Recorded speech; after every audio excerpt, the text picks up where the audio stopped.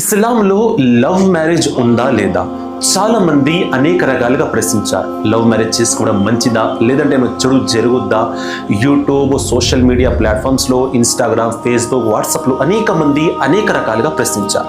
రండి ఈరోజు ఈ వీడియో యొక్క సహాయంతో మీకు డీటెయిల్గా తెలియజేస్తాను. పైగా మహాప్రవక్త సల్లల్లాహు అలైహి వసల్లం వారి యొక్క జీవిత చరిత్రని ఆధారంగా తీసుకొని ఈరోజు మీ అందరికీ తెలియజేయబోతున్నాను. సోదరులారా, సోదరిమల్లారా, జాగ్రత్తగా వినండి. ఈరోజు నేటి యువత ప్రేమ వెంట పడి ఉంది.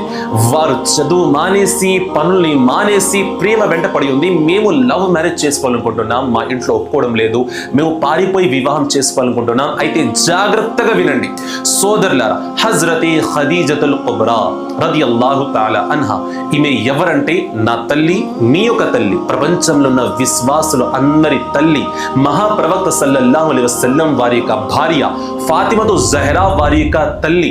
సోదరులారా, ఈమె ఎవరో తెలుసా? చాలా కోటీశ్వరాలు, చాలా డబ్బున్నవారు. సోదరులారా, ఈమె యొక్క వివాహం 2 సార్లు అయింది. 2 సార్లు కూడా ఈమె విధవ అయిపోయింది.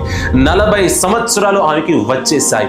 ఆ సమయంలో మన మహాప్రవక్త సల్లల్లాహు అలైహి వసల్లం వారికి కేవలం 25 సంవత్సరాలు మాత్రమే.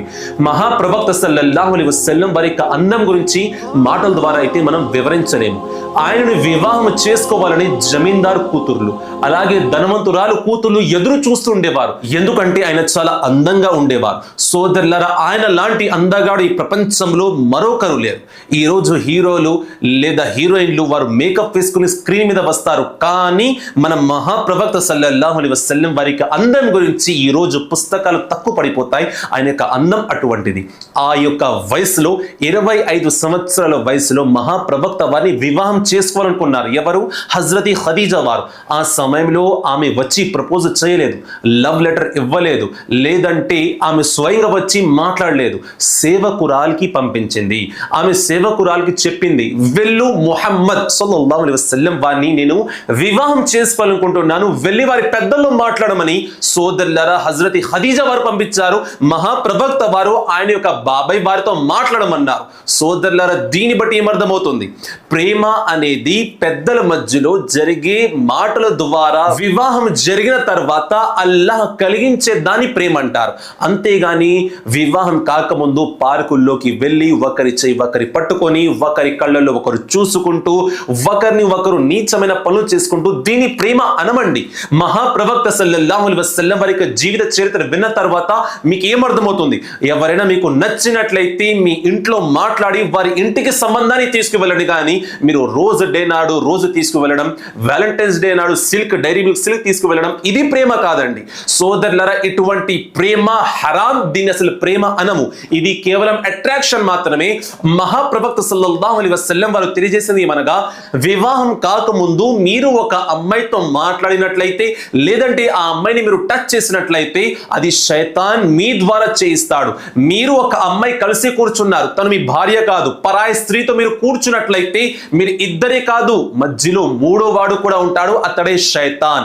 అతడే రకరకాల ఆలోచనలు, చెడు ఆలోచనలు, నీచమైన కోరికలు మీ యొక్క మనసులో కలిగిస్తాడు. కావున మీ భార్యను మినహాయించి పరాయి స్త్రీ యొక్క చేయి పట్టుకోవడం కూడా మహాపాపమే. సోదరులారా, కావున వివాహం కాకముందు ఏదైతే మీకు రకరకాల కోరికలు, ఆలోచనలు వస్తాయో అదంతా హరాం. దాన్ని అసలు ప్రేమ అనము. ఇప్పుడు మీకు అర్థమవుతుందా ఇస్లాంలో ప్రేమకి విలువ లేదా అని? అంటే కాదండి. ఇస్లాంలో ప్రేమకి విలువ ఉంది, కానీ అది భార్య భర్త ప్రేమకి మాత్రమే. ఆ ప్రేమని మినహాయించి ఏ ప్రేమ అక్కడ విలువ లేదు. అదంతా నీచమైన పని. మీరు ఒకవేళ పరాయి స్త్రీ యొక్క చేయి పట్టుకున్నట్లయితే అది మీ చేయి యొక్క వ్యభిచారం. మీరు పరాయి స్త్రీ కంటితో చూసినట్లయితే అది మీ కంటి యొక్క వ్యభిచారం. తనని మీరు టచ్ చేసినట్లయితే అల్లాహు అక్బర్, భయంకర నరక శిక్షలు ఉంటాయి. ఓ నాతోటి యువకులారా, సోదరిమల్లారా, జాగ్రత్తగా వినండి. వివాహం కాకముందు ఎటువంటి నీచమైన కార్యాలు మీరు చేసినా అల్లాహ్తో క్షమాపణ కోరండి. ఖచ్చితంగా అల్లాహ్ క్షమిస్తాడు. మనస్ఫూర్తిగా కోరండి. అంతేకాని మీరు మనస్ఫూర్తిగా కోరిన తర్వాత పరాయి స్త్రీని మళ్ళీ చూస్తారు, వేరే అమ్మాయిని మళ్ళీ ముట్టుకుంటారంటే అల్లాహ్ ఎప్పటికీ క్షమించడు. కావున ఇటువంటి ప్రేమలతో దూరంగా ఉండండి. కేవలం ఇస్లాంలో భార్య భర్తల ప్రేమకి మాత్రమే ప్రాధాన్యత ఇవ్వడం జరిగింది.